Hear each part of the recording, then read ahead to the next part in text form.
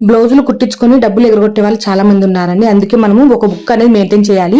ఈ బుక్ లో మనము ఈ రోజు అంతా కుట్టింటాం కదా, ఈ రోజు కుట్టినంతా నైట్ గానీ లేదంటే నైట్ వీళ్ళు రాకపోయింది అనుకోండి, మార్నింగ్ గానీ ఖచ్చితంగా బుక్ అనేది రాసి పెట్టుకోవాలి. ఎందుకంటే మనం కష్టం చేసుకున్న వాళ్ళము, మన కష్టాన్ని మనం వృధాగా చేసేసుకుంటా అవుతుంది. సో వాళ్ళకేం బాగా హ్యాపీగానే ఉంటారు. ఓ మర్చిపోయింది అనేసి వాళ్ళు అనుకుంటారు. సో మనం కష్టం చేసింది అంతో ఇంత డబ్బులు వస్తాయనే కదా మనం కూడా కష్టపడేది. సో ఆ డబ్బులు వాళ్ళకు మోసం చేసి వాళ్ళు తీసుకున్న అదేం వాళ్ళకేం కడుపు కతకదులేండి.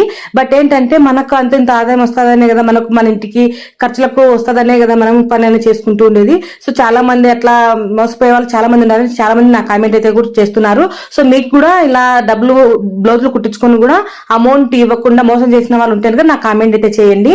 ఇప్పుడు వచ్చేసి అందుకోసమే అండి నేనైతే ఒక బుక్ అయితే మెయింటైన్ చేస్తాను. నేను ప్రతిరోజు ఏవి కుట్టాను అది పేర్లతో సహా, ఆల్రెడీ డేట్ ఉంటుంది కానీ పేర్లతో సహా ఏవి కుట్టినా సరే రాసి పెట్టుకుంటాను. దానికి ఇచ్చినటువంటి అమౌంట్ ఎంత అనేది రాసి పెట్టుకుంటాను. వాళ్ళు సగం ఇచ్చి సగం ఇవ్వకుండా మళ్ళీ ఇస్తాంలే అని చెప్పేసి వెళ్ళిపోతారు కదా.